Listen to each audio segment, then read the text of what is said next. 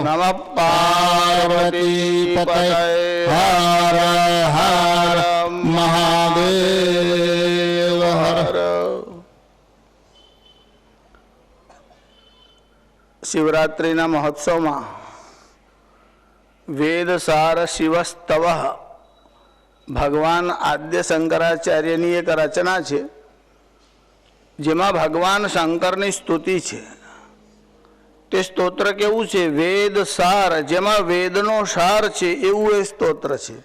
વેદ સાર શિવસ્તવ એ શિવજીનું સ્તવન છે, પણ જેમાં વેદનો સાર છે એવું એ સ્તવન છે, એટલે એનું નામ છે વેદ સાર શિવસ્તવ. છેલ્લા ઘણા વખતથી આપણે એના કેટલાક શ્લોકોનો વિચાર કરતા રહેલા છીએ. 8 શ્લોક સુધી આપણે વિચાર કર્યો છે. 9મા શ્લોકમાં ભગવાન આદ્ય શંકરાચાર્ય લખે છે, પ્રભો શૂલપાણે વિભો વિશ્વનાથ મહાદેવ શંભો મહેશ ત્રિનેત્ર શિવાકાંત શાંત સ્મરારે પુરારે ત્વદન્યો વરેણ્યો ન માન્યો ન ગણ્ય. પ્રભો શૂલપાણે, પ્રભો અર્થાત પ્રભુ, શૂલ પાણે જેના પાણી એટલે હાથમાં ત્રિશૂલ છે એવા.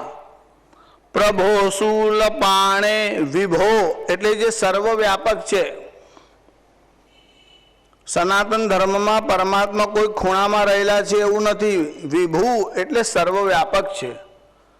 પ્રભો શૂલ પાણે વિભો વિશ્વનાથ, જે કોઈ ગામના શહેરના જિલ્લાના નહીં, વિશ્વનાથ એટલે સમગ્ર વિશ્વના નાથ છે.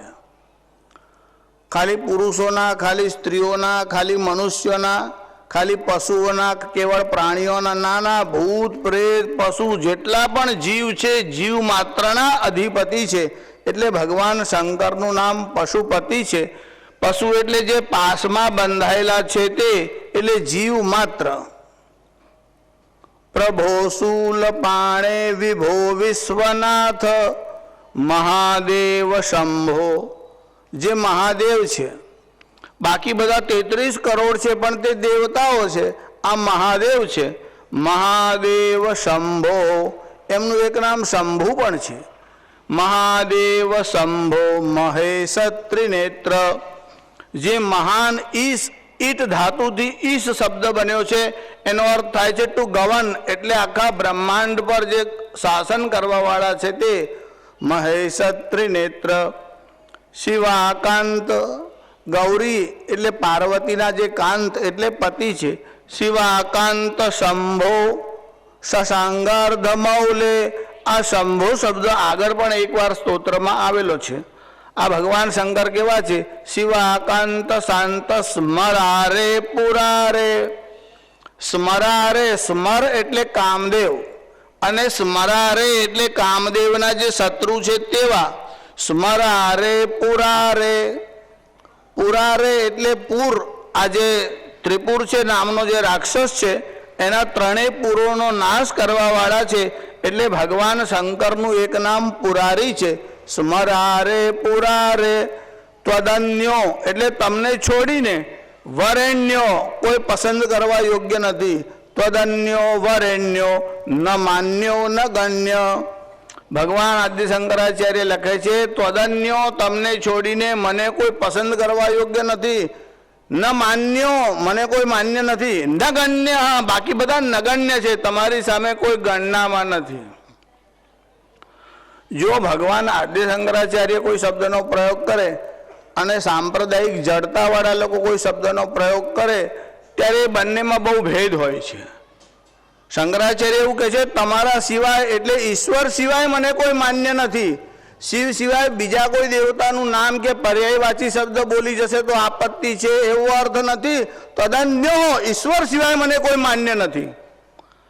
જેમ સાંપ્રદાયિક જડતાવાળા લોકો એવું સમજે કે બીજા દેવતાનું નામ બોલાઈ જાય તો અન્યાશ્રય થઈ જાય, એ મૂર્ખતાપૂર્ણ કાળ તો ત્યારથી આવ્યો કે જ્યારે પ્રજામાં અભ્યાસ ખલાસ થયો.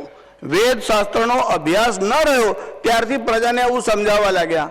એમાં પણ સાંપ્રદાયિક જડતાની પરાકાષ્ઠા તો ત્યારે થઈ કે શ્રી કૃષ્ણના ઉપાસક હોય તો પણ જય જય શ્રી ગોકુલેશ બોલવાનું, પણ જય શ્રી કૃષ્ણ નહીં બોલવાનું. આ મૂળતાનો આવિષ્કાર કોણે કર્યો તેનો આવિષ્કાર કરવા જેવો છે કે આ ગાંડ પણ ઘુસાડ્યું કોણે, આ ગાંડો કોણ છે તે શોધવાની અને જાણવાની જરૂર છે.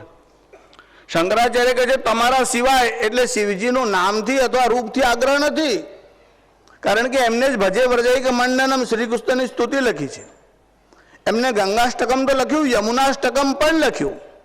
ભગવાન આદ્ય શંકરાચાર્ય વેદને અનુસરીને ચાલે છે. વેદ પ્રણહિતો ધર્મો એ ભાગવતની ઘોષણા છે, એટલે વેદને અનુસરીને ચાલે છે. આ જે સ્તુતિ છે એ પણ વેદનો સાર બતાવે છે.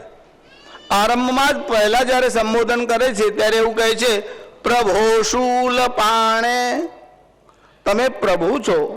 પ્રભુ શબ્દની વ્યાખ્યા વિષ્ણુ સહસ્રનામમાં ભગવાન શંકરાચાર્ય લખે છે પ્રભો સ્વામીન, એટલે જે સ્વામી હોય, માલિક હોય તેને કહેવાય છે પ્રભુ. એ અર્થમાં તમે આખા બ્રહ્માંડના સ્વામી છો, એટલે પ્રભુ શબ્દનો અર્થ અહીંયા સ્વામીના અર્થમાં છે.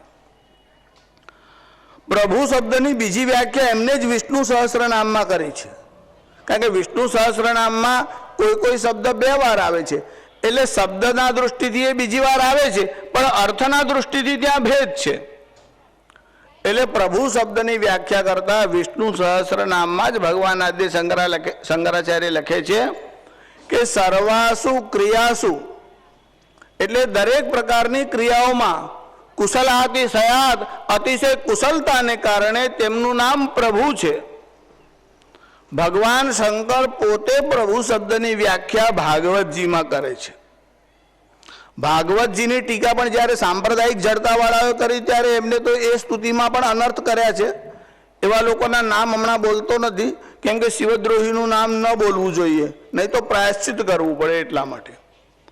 પણ ભાગવતજીના અષ્ટમ સ્કંદમાં સમુદ્ર મંથનની કથા છે. કથાથી લગભગ બધા લોકો પરિચિત છે કે દેવ અને દાનવોએ સમુદ્રનું મંથન કર્યું. પણ જ્યારે સમુદ્ર મંથનનો આરંભ થયો ત્યારે એમાંથી સૌથી પહેલા હલાહલ નામનું વિષ નીકળ્યું, એટલે ભયંકર ઝેર. હલાહલ એટલે જેના કરતા બીજું કોઈ ડેન્જરસ એટલે ખતરનાક નથી એવું ભયંકર હોય તેને કહેવાય હલાહલ. વિજ્ઞાનની ભાષામાં કહીએ તો પોટેશિયમ સાયનાઇડ, કારણ કે હજુ સુધી એનાથી વધારે ખબર નથી. જોકે હલાહલ એના કરતાં પણ ડેન્જરસ છે, કારણ પોટેશિયમ સાયનાઇડ કેવળ ખાય કે ચાખે એને મારે છે. આ તો આખા વિશ્વનો પ્રલય કરે એવું ભયંકર હતું. અને જ્યારે એવું હલાહલ ઝેર સમુદ્ર મંથનમાંથી બહાર આવ્યું ત્યારે બધા દેવતાઓના મનમાં ભય થયો. એટલે પ્રજાપતિઓના મનમાં ભય થયો ત્યારે સમગ્ર પ્રજાપતિઓ બધા જ દેવતાઓ ભેગા થઈ અને ભગવાન શંકરની પાસે ગયા અને ભગવાન શંકરની સ્તુતિ કરવા લાગ્યા. દેવ દેવ મહાદેવ, હે દેવ તમે દેવાધિદેવ છો, તમે મહાદેવ છો. જે અમૃત પીવે તેનું નામ દેવ છે. સમુદ્ર મંથનમાં એવી કથા છે કે સમુદ્ર મંથન વખતે તેમાંથી અમૃત બહાર આવ્યું અને અમૃત માટે દેવ અને દાનવોમાં ઝઘડો થયો. પછી ભગવાન મોહિની અવતાર લઈને આવ્યા. તાત્પર્ય એવું કે બધા દેવતાઓને અમૃત પાયું.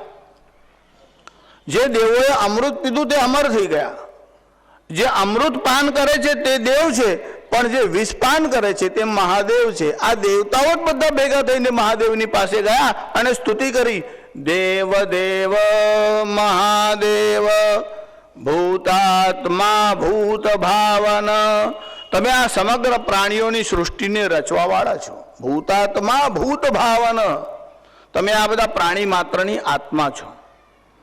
જ્યારે ભગવાન શંકરની સ્તુતિ કરવા લાગ્યા, જ્યારે કોઈ તમારી પણ સ્તુતિ કે વખાણ કરે એટલે તમારે સમજવાનું કંઈ ફંડ ફાળો લેવા આવ્યો હશે, બાકી કોણે તમારી સ્તુતિની પડી છે.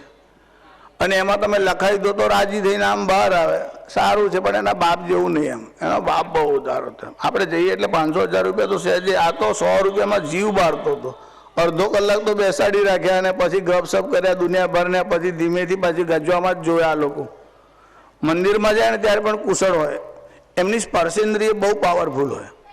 જબ્બામાં આમ હાથ નાખે ને, રોકડો રૂપિયા આવે એટલે ધક્કો મારે. આ બધું અંદર જ ચાલે ગજવામાં, હા, બહાર નહીં. બાજુવાળાને ખબર ના પડે. રૂપિયો આવે એટલે આમ ધક્કો મારે, 8 આના આવે એટલે ધક્કો મારે. પછી આમ સ્પર્શથી ખબર પડે કે 10 પૈસા છે ત્યારે જ હાથ બહાર કાઢે. ત્યાં સુધી તો બધો ખેલ અંદર જ ચાલે. એવું એમની સ્પર્શેન્દ્રિય બહુ પાવરફુલ હોય. એ બધા સ્તુતિ કરવા લાગ્યા. આમને એમ કોણ સ્તુતિ કરે છે? એ સ્તુતિ કરી એટલે ભગવાન શંકર સમજી ગયા કે આ કંઈ કામ માટે આવ્યા છે. આમને એમ કોઈ આવે નહીં, આમને એમ કોઈ સ્તુતિ કરે નહીં. ત્યારે બધા દેવતાઓ કહેવા લાગ્યા, દેવ દેવ મહાદેવ, તમે તો દેવાદિદેવ છો, તમે મહાદેવ છો. ભગવાન શંકરે કીધું બરાબર છે, પણ શું કામ આવ્યા છે તે કહો.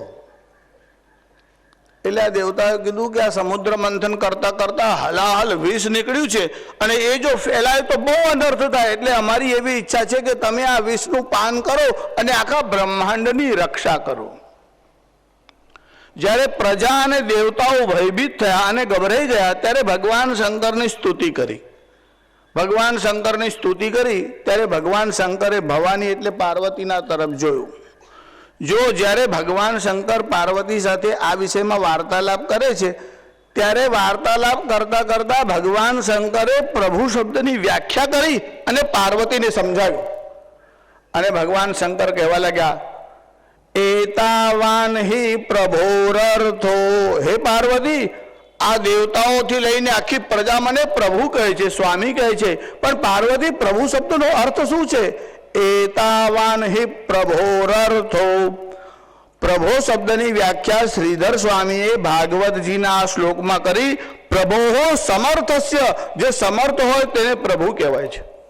અને અર્થો કાર્યમ એટલે સમર્થ માણસનું કાર્ય કયું છે?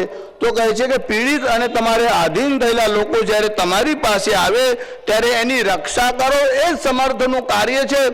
હે ભવાની, આ બધા જ પ્રજા અને દેવતાઓ પીડિત થઈને મારી પાસે આવ્યા છે, માટે એમની રક્ષા કરવી એ મારું કાર્ય છે, એ મારું કર્તવ્ય છે. પ્રભુ શબ્દની વ્યાખ્યા છે તમારે આશ્રય આવેલા પીડિત થયેલા જે લોકો છે તેના દુઃખનો ત્રાણ કરો, એના દુઃખથી રક્ષા કરો, ત્યારે તમે સાચા અર્થમાં પ્રભુ છો. એટલે હે પાર્વતી, આ દેવતાઓની રક્ષા કરવાના માટે હું હલાહલ વિષનું પાન કરું છું. કોઈ દિવસ તમે ઘરમાં આમ ત્રાસી જાઓ અને માકણ મારવાની દવા પીવાની તમારી ઈચ્છા થાય તો તમારે પણ ઘરવાળીને પૂછવાનું. કારણ ભગવાન શંકરે ઝેર પીતા પહેલા પાર્વતીની પરમિશન લીધી હતી, પી જાઓ. પછી પાર્વતીએ કીધું, ઓહો તમે તો મહાન દેવ છો, તમને કંઈ જ થાય નહીં, પી જાઓ. એમ તમારે પણ ઘરવાળા એમ કે માકણ મારવાની દવા પી જાઓ તો કે ઓહો તમે તો સર્વશક્તિમાન છો, એક પડીકામાં કાંઈ થાય નહીં, બે ચાર ભેગા કરો, નહીં તો દવાખાનાની દોડાદોડી થાય ને પાછું ઘેર આવવું પડે. પણ પાર્વતીએ સંમતિ શું કામ આપી? જો પાર્વતીનું સામર્થ્ય કેવું છે, જગતની જેટલી પણ સ્ત્રીઓ છે એમનો જ્યારે વિવાહ થાય તે પછી પ્રણામ કરવા માટે જાય અને વડીલો જ્યારે જ્યારે આશીર્વાદ આપે ત્યારે આશીર્વાદમાં એવું કહે છે, સૌભાગ્યવતી ભવ અથવા અખંડ સૌભાગ્યવતી. એટલે તમારું જે સૌભાગ્ય છે તે અખંડ રહો. એનું કારણ જગતની બધી સ્ત્રીઓને સૌભાગ્ય ખંડિત થવાનો ભય હોય છે, પણ એક પાર્વતી એવા છે કે એમના સૌભાગ્યનો તો એમને ભય નથી જ. તવ જનની સૌભાગ્ય મહિમા, માં તારા સૌભાગ્યની મહિમા એવી છે જે કોઈ તારું સ્મરણ કરે એ સ્ત્રીનું સૌભાગ્ય પણ અખંડ રહે છે. તો તમારા સૌભાગ્યની તુલના કોની સાથે કરવી? પ્રાતઃકાળમાં જ્યારે સ્ત્રીઓ ઉઠે ને ત્યારે એમને આ શ્લોક બોલવો જોઈએ. ઉમા ઉષાચ વૈદેહી રમા ગંગેતિ પંચકમ પ્રાતરેવ સ્મરે નિત્યમ સૌભાગ્યમ વર્ધતે સદા. જે આ 5 નામોનું સવારના પહોરમાં સ્મરણ કરે તેનું સૌભાગ્ય અખંડિત રહે છે. ઉમા એટલે પાર્વતી, એમાં સૌથી પહેલું નામ પાર્વતીનું છે. એનું કારણ આ સૃષ્ટિમાં સૌથી પહેલો વિવાહ ભગવાન શંકરનો થયો અને પાર્વતીના સાથે થયો. જગત પિતરૌ વંદે. બાકી કોઈ માં છે, કોઈ મિનિસ્ટરની હોય, કોઈ એક્ટરની હોય, કોઈ કલેક્ટરની હોય, પણ આખા બ્રહ્માંડની જગતની કોઈ જનની એટલે માં હોય તો તે પાર્વતી છે. માતા ચ પાર્વતી દેવી પિતા દેવો મહેશ્વર. જગતની જનની એટલે માં પાર્વતી છે અને પિતા ભગવાન શંકર છે. બાંધવા શિવ ભક્તશ્ચા. અને જે શિવના ભક્તો છે તે મારા બાંધવ છે. સ્વદેશો ભુવનત્રયમ. આ ભગવાન શંકરાચાર્ય કરેલી ઘોષણા છે કે આ સ્વદેશ છે એ આ મારો દેશ કે મારું રાજ્ય નહીં, પ્રાંતવાદની ભાવના છોડો, અમારે ત્યાં તો રાષ્ટ્રવાદથી ઉપર જઈ અને સમગ્ર વિશ્વની કલ્પના છે કે સ્વદેશો ભુવનત્રયમ, અમે તો આ ત્રણે ત્રણ ભુવનને સ્વદેશ સમજીએ છીએ, કેમ કે પિતા ભગવાન શંકર છે અને માતા પાર્વતી છે. વિશ્વ બંધુત્વની ભાવના વિશ્વને બ્રિટને આપી કે અમેરિકાએ આપી, આવી ચર્ચા કરો છો એના પહેલા શંકરાચાર્યને વાંચો, ત્યારે તમને ખબર પડે કે વિશ્વ બંધુત્વની ભાવના આપવાવાળા ભગવાન આદ્ય શંકરાચાર્ય, અને એમને પણ વેદોમાંથી આ ભાવના લીધી છે. વિશ્વ બંધુત્વની ભાવના જો લાવવાની હોય, એક એક રાષ્ટ્ર સાથે જો શાંતિ અને આનંદપૂર્વક રહેવાનું હોય, તો અમે એક જ ઈશ્વરની સંતાન છે આવો વિચાર આવે તો જ રહી શકે. આમનો તો ઈશ્વર પણ જુદો, ખુદા પણ જુદો, ગોડ પણ જુદો, અને એમની ઈશ્વર સંબંધી સમજણ પણ બહુ અધૂરી છે. ભગવાન આદ્ય શંકરાચાર્ય શિવની સ્તુતિ કરતા કહે છે, પ્રભો શૂલપાણે, પ્રભુ એટલે જે સમર્થ છે અને આશ્રય આવેલા પીડિતોની જે રક્ષા કરે છે એનું નામ પ્રભુ છે. અને કેવળ મહાદેવ નહીં, અવતાર લઈને પણ ભગવાન શંકરના 97 અવતારોની કથા શિવપુરાણમાં આવે છે. એ ભગવાન કોઈ પણ અવતાર લઈને આવે છે ત્યારે ત્યારે પોતાનું જે આ વચન છે એ તો પાળે જ છે. જે 11 એકાદશ એટલે 11 રુદ્ર છે, એમાંના એક હનુમાનજી છે, એ પણ રુદ્રાવતાર જ છે. જો આધીન આવેલા ભક્તની રક્ષા કરવાને માટે પોતાના ઈષ્ટદેવ સાથે પણ હનુમાનજી યુદ્ધ કરવા માટે તૈયાર થયા. પ્રસંગ એવો બન્યો કે કાશી નરેશ એટલે કાશીના જે સમ્રાટ હતા, એકવાર ભગવાન રામને ત્યાં બધા ઋષિઓ ભેગા થયા હતા. એમાં વશિષ્ઠ હતા, વિશ્વામિત્ર હતા. એમાં વશિષ્ઠ હાજર હતા, વિશ્વામિત્ર થોડા મોડા આવ્યા. એટલે કાશી નરેશ જ્યારે ઊભા થયા ત્યારે બધા ઋષિઓને પ્રણામ કરવા ગયા, ત્યારે વશિષ્ઠ ત્યાં હાજર હતા. પ્રથમ વશિષ્ઠને પ્રણામ કર્યા, પછી વિશ્વામિત્ર આવ્યા એટલે એમને પ્રણામ કર્યા. હવે ત્યારે વિશ્વામિત્ર આવ્યા જ નહોતો, પ્રણામ કરતે કેવી રીતે? પણ દેવર્ષિ નારદના મનમાં તો એવું, લાવો ભગવાનના નામની મહિમા લોકો સુધી પહોંચાડું. એટલે કાશી નરેશનો વિચાર કરી અને વિશ્વામિત્રની પાસે ગયા. અને પછી કહે છે, આ કાશી નરેશ મને એવું લાગે છે એને થોડી સમજણ ઓછી છે. વિશ્વામિત્રે કીધું, કેમ, શું થયું?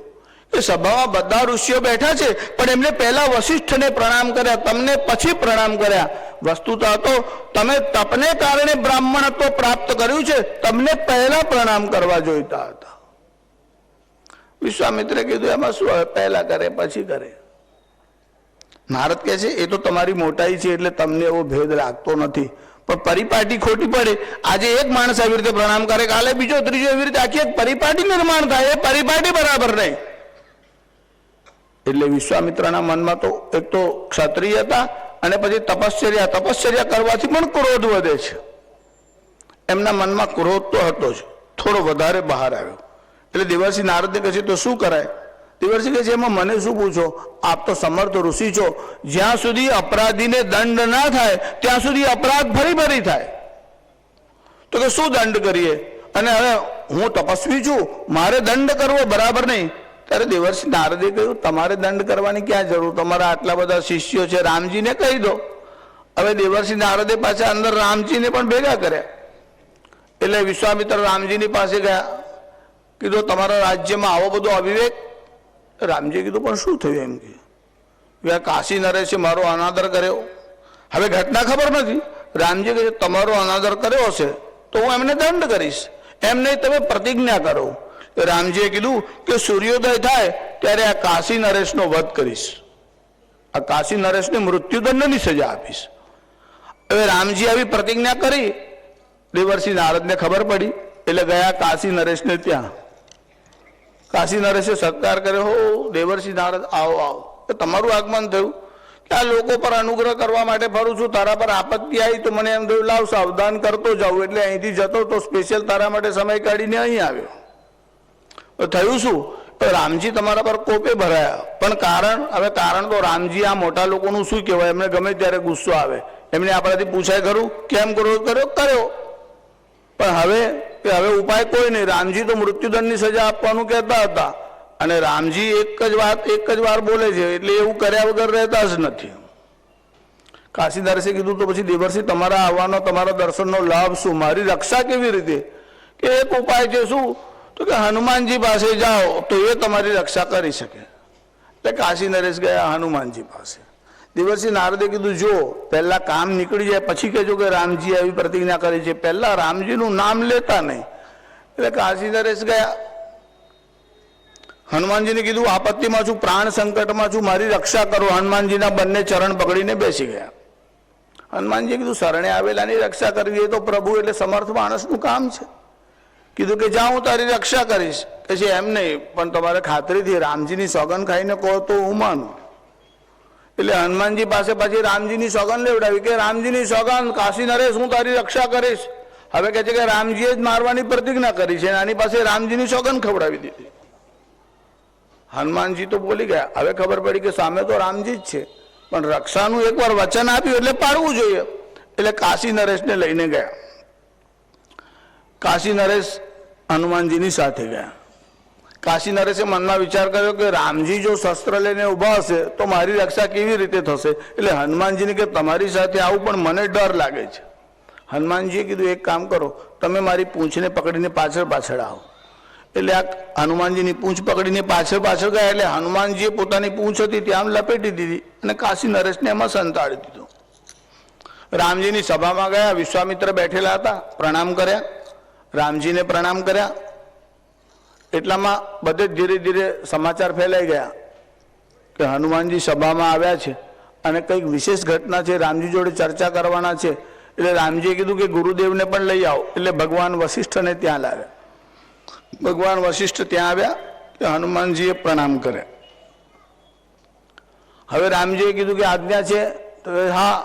તો કહે છે કાશી નરેશને પકડી લાવો. તો કહે છે કાશી નરેશ તો હનુમાનજીના આશ્રય ગયો છે. હનુમાનજીને કહ્યું કે કાશી નરેશને મને સોંપી દો. હનુમાનજીએ કીધું પ્રભુ કેવી રીતે સોંપવું, મેં તો એની રક્ષા કરવાની પ્રતિજ્ઞા કરી છે. હવે પ્રતિજ્ઞા તૂટી જાય તો સારું નહીં, એટલે મારાથી એ તો ન સોંપાય. પણ રામજી કહે છે મેં એને દંડ આપવાની પ્રતિજ્ઞા કરી છે તેનું શું.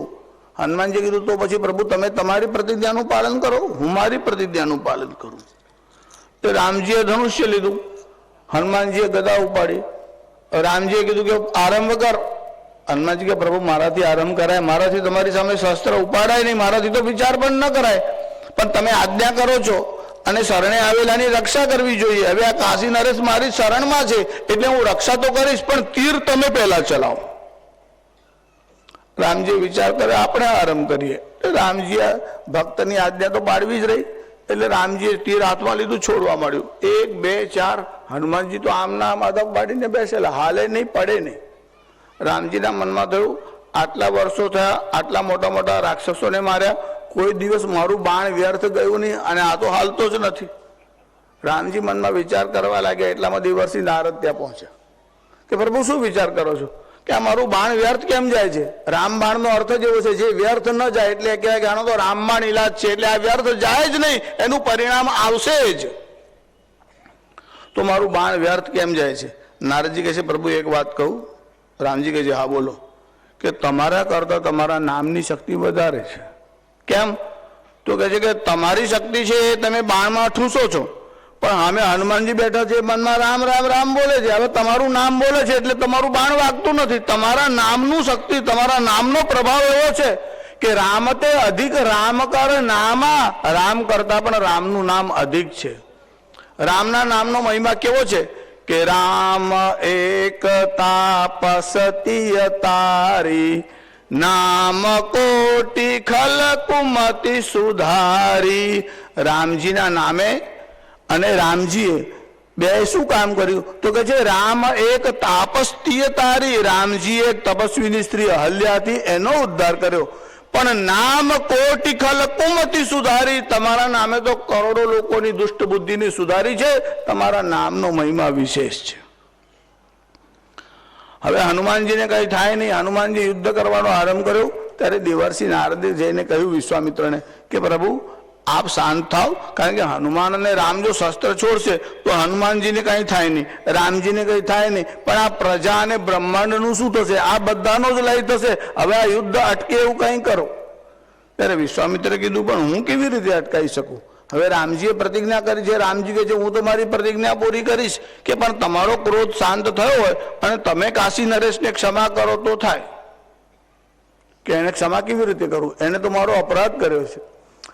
એટલે હનુમાનજી આવ્યા. પછી કહે છે હવે તો અપરાધ પૂરો થઈ ગયો. કેમ?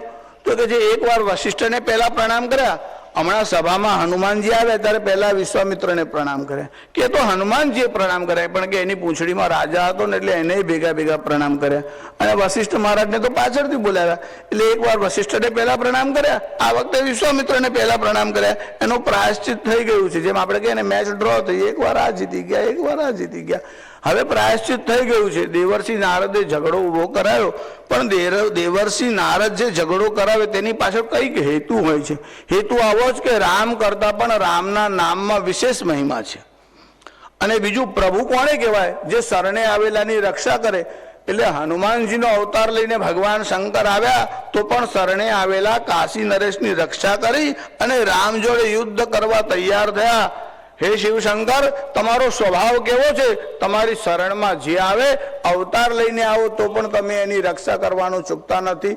પ્રભો શૂલ પાણે વિભો વિશ્વનાથ, તમે પ્રભુ છો, શરણે આવનારની રક્ષા કરો છો. શૂલ પાણે, શૂલ શબ્દનો એક અર્થ થાય છે પીડા, અને શૂલ શબ્દ ભગવાન શંકરના હાથમાં શૂલ છે, એ ત્રિશૂલ છે. ભગવાન શંકરે હાથમાં લીધું તે એક શૂલ નથી, ત્રિશૂલ છે. એમાં 3 પાંખ્યા છે, 3 અણી છે. ત્રિશૂલ કેમ ધારણ કર્યું છે? તો કહે છે કે શસ્ત્રની આવશ્યકતા તો છે જ. તમારે કોઈની રક્ષા કરવી હોય તો તમારી પાસે શક્તિ પણ જોઈએ અને શસ્ત્ર પણ જોઈએ.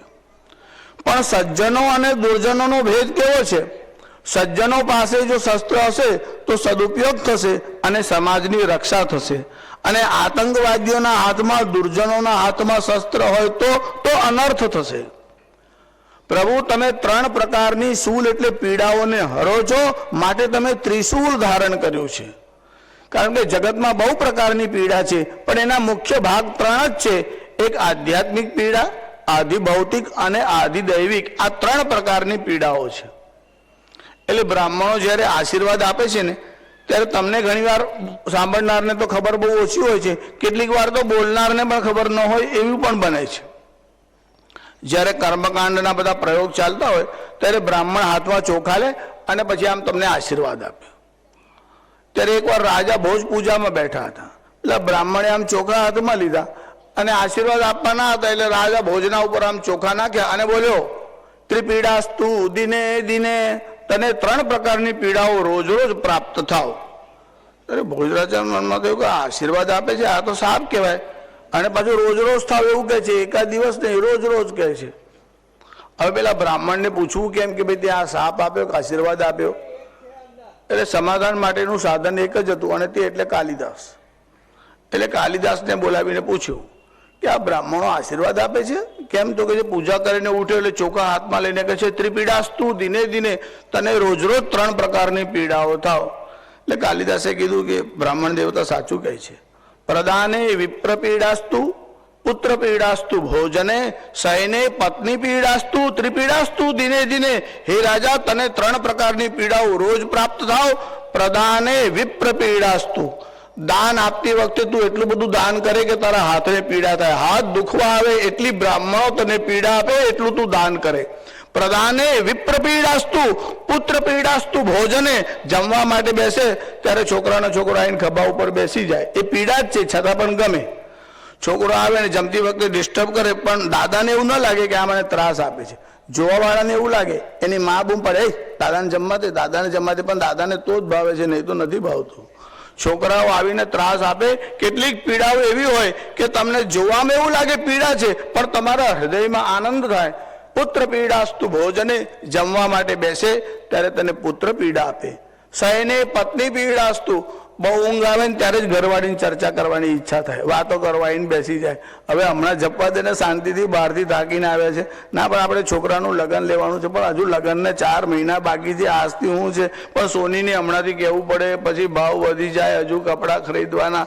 એટલે તમને જ્યારે થાક અને ઊંઘ હોય ત્યારે એમને પ્રેમ બહુ ઉભરાય, અને તમે જ્યારે વાત કરવા જાઓ ત્યારે એમને ઘરનું કામ યાદ આવે. આ સ્ત્રીઓના સ્વભાવની ચર્ચા કરેલી છે. એટલે તમને આ 3 પ્રકારની પીડાઓ રોજ રોજ પ્રાપ્ત થાય. ત્રિપીડાસ્તુ દિને દિને. ભગવાન શંકર કેવા છે?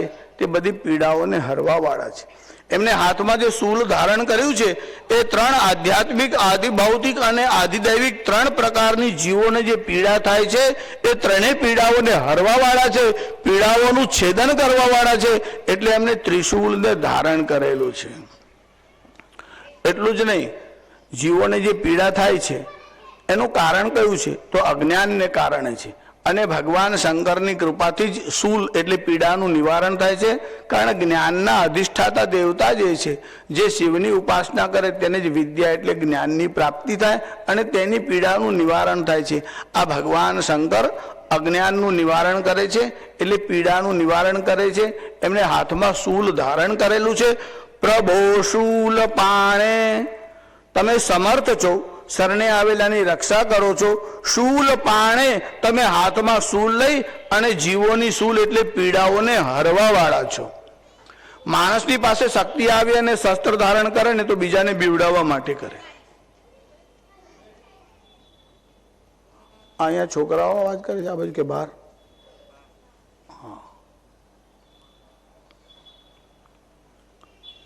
માણસની પાસે વિદ્યા હોય, જો એ સજ્જન માણસના પાસે હોય તો સારું. વિદ્યા વિવાદાય, જો ખલ એટલે દુષ્ટ માણસની પાસે વિદ્યા આવે ને ત્યારે પોતાનું જ્ઞાન દેખાડે ને સામે માણસને નીચો પાડવાનો પ્રયત્ન કરે. એટલે વિદ્યાનો ઉપયોગ ખાલી વિવાદ માટે કરે, વાદ વિવાદના માટે કરે. વિદ્યા વિવાદાય ધનમ મદાય, અને ધન આવે તો એને અહંકાર થાય, મદ થાય. અને મદ એટલે પછી તો વાત કે ચાલ ચાલ, અરે એના જેવાને તો હું ગજવામાં રાખું છું, પણ બહાર કાઢને હું કેમ ગજવામાં રાખે છે? બહાર કાઢે તો કામ લાગે. જેને તેને ગજવામાં જ લઈને ફરે. એમને તો હું ગજવામાં રાખું છું, પણ ગજવામાં હું કામ રાખે છે? બહાર રાખ તો કોઈ કામમાં લાગે. એટલે નશો આવે ને એટલે પછી બધાને તુચ્છ સમજવા લાગે. ધન આવે એટલે મદ, અહંકાર વધવા લાગે. વિદ્યા વિવાદાય ધનમ મદાય શક્તિ પરેશામ પરપીડનાય, અને શક્તિ આવે એટલે બીજાને પીડા આપવાનો વિચાર કરે. વાતમાં કોઈની જોડે ઝઘડો કરે, કોઈને લાભો મારી દે બીજાને પીડા આપવા માટે. ત્યારે શક્તિ પરેશામ પરપીડનાય ખલસ્ય સાધો વિપરીત મેતત, જે અસાધુ પુરુષો છે તે આવો ઉપયોગ કરે છે. અને સાધુ જે છે તે કેવો ઉપયોગ કરે છે? જ્ઞાનાય દાનાય ચ રક્ષણાય. તમારી પાસે જ્ઞાન, તમારી પાસે વિદ્યા આવે તો એનો જ્ઞાન આપવા માટે ઉપયોગ કરો, બીજાને સાચો માર્ગ બતાવો. એટલે જ્ઞાનાય દાનાય, ધન તમારી પાસે આવે તો દાન માટે, સત્કાર્ય માટે ઉપયોગ કરો. જ્ઞાનાય દાનાય ચ રક્ષણાય, અને શક્તિ આવે તો નબળા લોકો પર અત્યાચાર થતો હોય, અન્યાય થતો હોય તો તમે એનું રક્ષણ કરો. ત્યારે શક્તિ પરેશામ પરપીડનાય, શક્તિ તો બીજાની પીડા દૂર કરવા માટે છે. ભગવાન શંકર પાસે શક્તિ છે, સામર્થ્ય છે અને શસ્ત્ર છે, પણ એનો ઉપયોગ શું છે? જીવોની પીડા હરવાને માટે છે. સર્વાણી દુઃખાણી હરતી હર, બધા જીવોના દુઃખને હરે છે એટલે ભગવાન શંકરનું નામ હર છે. તેમના હાથમાં ત્રિશૂલ છે. પ્રભો શૂલ પાણે વિભો વિશ્વનાથ. આ ભગવાન શંકર કેવા છે? વિભો, વિભુ શબ્દનો અર્થ થાય છે વ્યાપક, જે સર્વવ્યાપ્ત છે. જો પરમાત્મા સાતમા આસમાન છે, આ તો ઈસાઈઓનો પ્રભાવ જ્યારથી વધવા લાગ્યો અને લોકો કુરાન વાંચવા લાગ્યા કે સાતમા આસમાન મેં ખુદા રહેતે, ત્યારથી આવું બોલવા લાગ્યા. અને આનો ચેપ પેલા બ્રહ્માકુમારી વાળાઓને પણ લાગ્યો. એમનો શિવ બાબા પણ સાતમા આસમાનમાં રહે છે અને અંડાકાર છે. આપણે ત્યાં ભગવાન સાતમા આસમાનમાં છે નહીં. ઈશા વાસ્યમ ઇદમ સર્વમ, સૃષ્ટિના કણ કણમાં, અરે આ સૃષ્ટિ જ એની અંદર છે. ઈશ્વર સર્વવ્યાપ્ત છે. એટલે વિભો, હે મહાદેવ, તમે સ્વામી છો, તમે સમર્થ છો, તમે જીવોની રક્ષા કરો છો. વિભો, હું આપને જાણી શક્યો નહીં. મને એમ કે તમે કોઈ ઠેકાણે રહો છો. પછી કહે છે નાના, પણ શાસ્ત્રોમાં એવું વર્ણન આવે છે કે ભગવાન હૃદય ગુફામાં વસેલા છે, હૃદયાકાશમાં રહે છે. જો ભગવાન હૃદયાકાશમાં રહે છે એટલે તમે એવું ન સમજો કે ઉંદર જેમ દરમાં રહે છે એમાં હૃદયનું નામનું દર છે અને એમાં પરમાત્મા રૂપી ઉંદર અંદર ઘૂસેલો છે, એવું નહીં. જેમ દરમાં ઉંદર જાય એવી રીતે પરમાત્મા હૃદયમાં વસેલો નથી. તો કેવી રીતે રહ્યા છે?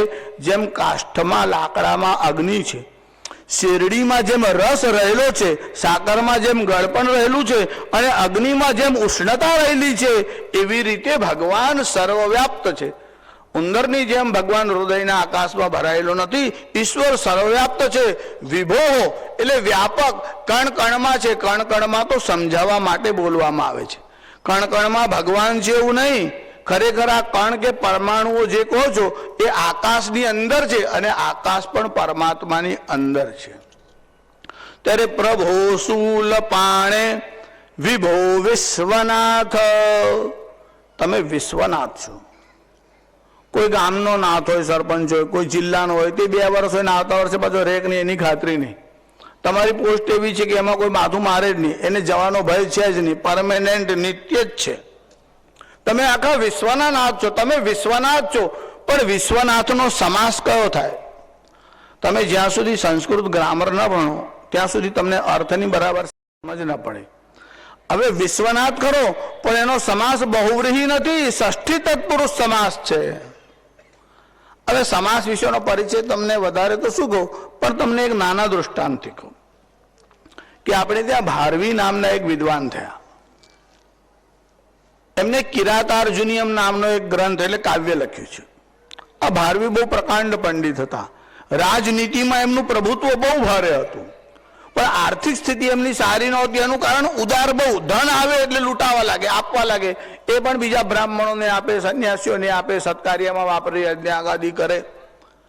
એટલી બધી ઉદારતા કે રાજાને ત્યાં જાય, રાજા સત્કાર કરી અને 40,000 સ્વર્ણ મુદ્રા આપે તો ઘેર પહોંચતા સુધી રહી જ ના હોય. આ ઘેર પહોંચતા સુધી તો બધાને વેચીને આવ્યા હોય. જેમ મહારાષ્ટ્રમાં તુકારામનું નામ તમને બધાને ખબર છે ને, આ તુકારામ સંત હતા ને બહુ ઉદાર, એટલા બધા ઉદાર કે ન પૂછો વાત. અને એમના પત્નીનો સ્વભાવ જરા કર્કશ એટલે ઝઘડાડુ હતો. ત્યાં તુકારામ બહાર ગયા હશે કોઈ ખેતરમાં, ત્યાં શેરડીનો પાક બહુ સારો થયેલો. તો પેલાના મનમાં વિચાર આવ્યો, આવા સંત આપણે જે આવ્યા છે એમને આપીને પછી આપણે ભોગવીએ તો સારું. તેને ત્યક્તેન ભુંજીતા, ભગવાનને અર્પણ કરીને, ભગવાનના ભક્તોને અર્પણ કરી અને પછી જો ભોગવશો તો દોષ નથી. ત્યારે આને તુકારામને એક શેરડીનો ભારો હતો તે આપ્યો. પણ તુકારામનો સ્વભાવ કેવો, આમ રસ્તામાં બાળકો આવે તે કીર્તન કરતા કરતા આવે, પાંડુરંગનું સ્મરણ કરતા કરતા, અને બધાને આમ શેરડી વેચતા વેચતા આવે. હવે આ શેરડી વેચતા વેચતા આવતા હતા તો લગભગ ભારી આખી ખલાસ થઈ ગઈ. આમ ઘરના નજીક પહોંચ્યા. આમ નજીક પહોંચ્યા, એમના પત્ની આમ બહાર ઓટલા ઉપર આવીને ઊભા હતા. એમનો સ્વભાવ જરા કૃપણ. આમાં એવું કહેવાય છે કે બહેનોનો સ્વભાવ જરા કંજૂસ. વડોદરાના નહીં, હા, આ તો બહારના. આપણા વડોદરાના બહેનો તો બહુ ઉદાર એવું. પણ એવું કહે છે કે બહેનોનો સ્વભાવ થોડો કૃપણ હોય. એટલે દૂધ ગરમ કરવા મૂકે ને કથામાં જો યાદ આવે કે દૂધની તપેલી રહી ગઈ છે, જાળી ખુલ્લી છે, બિલાડી આવશે, એમનો જીવ ત્યાં જ હોય એવું. હવે મહારાજ જલ્દી પૂરું કરે તો જલ્દી ઘેર જઈને પાછી અંદર તપેલી મૂકી દઈએ. વહુ છે મહારાજ પણ ફુવેડ છે, બુદ્ધિ નથી એનામાં, એના ભરોસે રહું તો આખું ઘર લૂંટાઈ દે. એટલે આટલા બધા કુશળ, આટલા બધા કુશળ, એટલે સ્વભાવ જરા કૃપણ. આ તુકારામ શેરડી વેચતા વેચતા આવ્યા. એમના પત્ની આમ ઓટલે ઊભા હતા. એમના મનમાં થયું આખા ગામને વેચી દેશે, આ ઘર માટે કશું લાવતા નથી કોઈ દિવસ. પછી બધાને વેચતા વેચતા એક જ શેરડીનો દંડો આમ વધ્યો હતો. લાવીને એમના પત્ની જેવા ઓટલે ઊભા હતા. આવતામાં જ કીધું કે લે. એમને ગુસ્સો આવ્યો ને તે શેરડીનો દંડો તુકારામના વાસામાં માર્યો. એટલે 2 ટુકડા થયા. 2 ટુકડા થયા. પણ તુકારામનો સ્વભાવ બહુ આનંદી, એટલે 2 ટુકડા લીધા ને કહે છે, જો મારા પાંડુરંગની કેવી કૃપા છે, ખાનાર આપણે 2, શેરડી એક હતી, આ તે 2 ટુકડા કર્યા, એટલે એક તું ખાય એક હું ખાઉં. તમારે ઘેર જઈને આવો પ્રયોગ કરવો નહીં. હા, બધા કઈ તુકારામ હોતા નથી, કોઈ સખારામ હોય. અને એક હજુ 2 છોકરા બાકી છે, તાર પાછળ 2 ના 4 કરે. અને 1 ના 2 તો જલ્દી થાય. હા, મોટો હોય ને તો તૂટે, નાનો થયા પછી જલ્દી તૂટે નહીં. ત્યારે પછી કોઈ છોકરા માટે 2 બીજા કરે તો ત્રાસ થાય. એટલે આપણે એકદમ તુકારામની કથા સાંભળીને ઘેરે જઈને પ્રયોગ કરવો નહીં. આપણે કેટલાક પ્રયોગ સાંભળવાના, બીજાના જોવાના, પછી આપણે કરવાના. એટલે આપણે ઉતાવળા ન થવાનું. પણ આ સ્ત્રીઓનો સ્વભાવ એમ કે થોડો કૃપણ હોય છે, પણ બધાનો જ હોય એવું માનવાનું કશું કારણ નહીં. આ ભગવાન કેવા છે, વિશ્વના નાથ છે, બહુ ઉદાર છે. આ જે ભારવી છે એટલો બધો ઉદાર, બધાને આમ લૂંટાવતો આવે. એકવાર એની પાસે સંપત્તિમાં કંઈ હતું નહીં. ઘેરે પ્રસંગ આવ્યો, ધનની જરૂર હતી.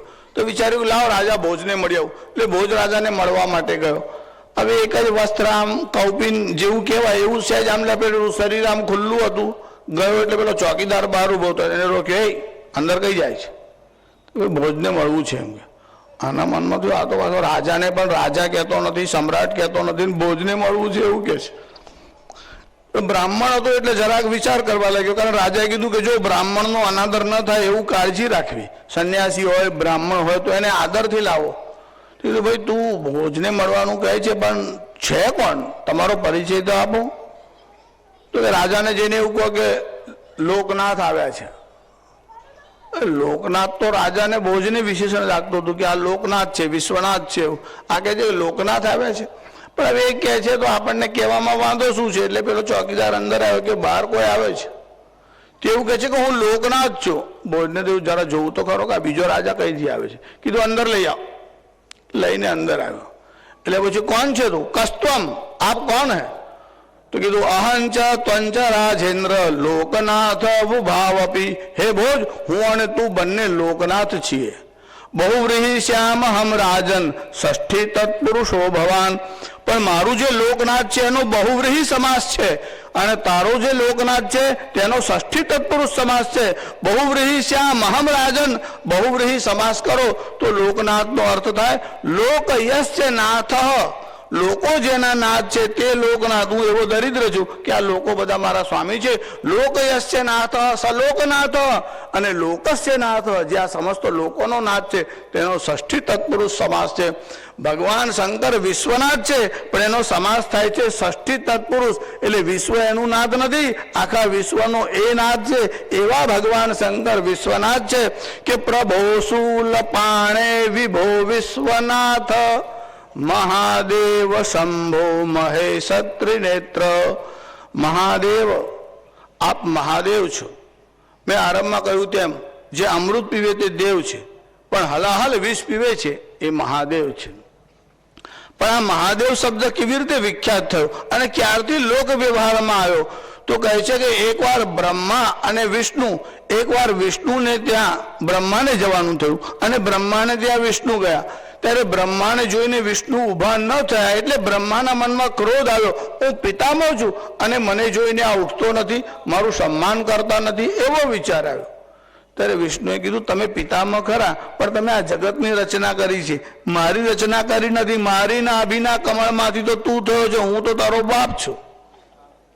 ત્યારે બ્રહ્મા કહેવા લાગે હું પિતામહ છું, તું પિતા હોય તો હું પિતામહ છું. એટલે બ્રહ્મા કહેવા લાગે હું મોટો છું, વિષ્ણુ કહેવા લાગ્યો હું મોટો છું. આ બંનેમાં કોણ મોટા છે એવો વિવાદ થયો, અને એવો જ્યારે બંનેમાં વિવાદ થયો ત્યારે બંનેની વચ્ચે એક અદ્ભુત શિવલિંગ આમ પ્રગટ થયું, અને એનો જે છેડો જાણી આવે તે મોટો છે એવો નિર્ણય કરવાનો હતો. એટલે બ્રહ્માનું વાહન હંસ છે અને વિષ્ણુ ગરુડજી, આ બંને પોતપોતાના વાહન ઉપર બેસી અને ગયા. એક ઉપર ગયા, એક નીચે ગયા. વર્ષો નહીં યુગો સુધી ગયા, કોઈ પત્તો લાગ્યો જ નહીં. હારીને પાછા આવ્યા. જ્યારે બ્રહ્માએ જોયું કે આટલા વર્ષો સુધી હું ઉપર આવ્યો છું, હજુ તો છેડો દેખાતો પણ નથી, કેટલો ઊંચો હશે, ત્યારે ઉપરથી કેતકીનું ફૂલ આમ નીચે પડતું હતું. ત્યારે બ્રહ્માના મનમાં થયું કે આ સામેથી આવે છે, ઉપરથી આવે છે, કદાચ એને ઉપરનો છેડો જોયો હશે.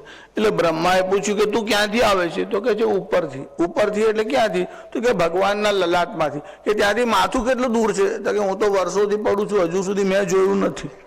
ત્યારે આના મનમાં થયું હું યુગોથી ઉપર જાઉં છું, આ યુગોથી નીચે આવે છે, અને આમ ભગવાને આમ કપાળ હલાવ્યું, એમાં આ ફૂલ પડ્યું, એને હજુ માથું જોયું નથી. કપાળ ને માથાનું ડિસ્ટન્સ તો બહુ જ નજીક હોય છે, અહીંયાથી દેખાતું નથી, તો હજુ હું ઉપર જઈશ ક્યારે, પહોંચીશ ક્યારે? એટલે બ્રહ્મા ત્યાંથી પાછા આવ્યા અને આ કેતકીના ફૂલને કીધું જો તારે સાક્ષી પૂરવાની કે મેં ઉપરનો છેડો જોઈ લીધો છે. વિષ્ણુ નીચે ગયા, પાછા આવ્યા, અંત મળ્યો નહીં. બંને દેવતાઓ પાછા આવ્યા, અને પાછા આવ્યા ત્યારે એકબીજાની સાક્ષી પૂરવા માટે વિચાર કરવા લાગ્યા. વિષ્ણુએ સત્ય કહ્યું કે મેં નીચેનો અંત જોયો નથી. બ્રહ્માએ કહ્યું હું ઉપરનો છેડો જોઈને આવ્યો, માટે હું મોટો છું. સાક્ષી કોણ છે? એટલે પેલા કેતકીના ફૂલને કીધું કે આપણે ઉપરનો છેડો જોયો. એટલે કેતકીએ હા પાડી.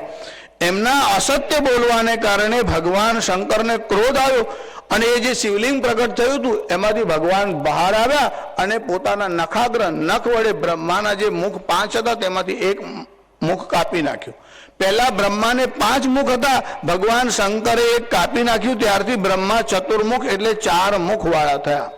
એ બંનેના વચ્ચે એ જે લિંગ એટલે અગ્નિમય સ્તંભ જે પ્રગટ થયો એ શિવલિંગ છે, અને શિવરાત્રીનો દિવસ હતો તે દિવસથી આ લિંગની પૂજાનો આરંભ થયો. પણ જ્યારે બ્રહ્મા અને વિષ્ણુમાં વિવાદ થયો, ઉભયોર વિવાદ સમને, એ બંનેનો વિવાદ સમન કરવાને માટે એટલે સમાવવાને માટે ઉભયોર વિવાદ સમને યદ રૂપમ દર્શિતમ બુધા, હે વિદ્વાનો, આ બંનેનો વિવાદ સમાવવાને માટે ભગવાન જે રૂપ લઈને પ્રગટ થયા, મહાદેવેતિ વિખ્યાતમ, એ મહાદેવ એવા નામથી જગતમાં પ્રસિદ્ધ થયું કે મહાદેવેતિ વિખ્યાતમ નિર્ગુણેન શિવે નહીં, એ ભગવાન જે નિર્ગુણ નિરાકાર છે એ સગુણ સાકાર રૂપમાં પ્રગટ થયા.